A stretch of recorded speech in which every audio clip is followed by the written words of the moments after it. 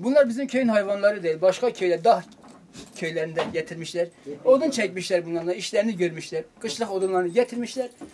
Kış geldiği için hayvanların bakımını yapmamışlar. Dışarı salmışlar. Sahipsiz bırakmışlar. Artık nereye gider, kim besler, nasıl olursa umurlarına değil yani. Dışarı atmışlar hayvanları.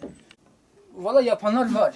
Dağlık kısım beslemiyor. Ovaya getiriyorlar. Ovada bırakıyorlar. Bir sürü yerde mesela atlar var, eşekler var. Sahipsiz bırakıyorlar. Demiyorlar mesela kıştır, yazlıktır, günahtır. Dışarıda bekliyorlar bunlar. Biz yani besleyen birileri varsa, eğer bulursa bir şey olursa veririm onlara. Olmazsa başkasına vereceğim. Tanıdıklarım varsa onlara veririm.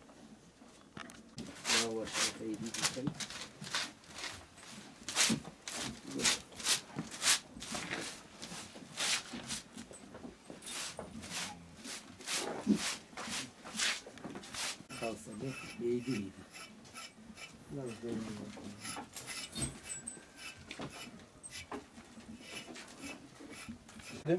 Aldım, içeri getirdim. Valla günde 2 sefer saman veriyorum. Sularını veriyorum. Bakımını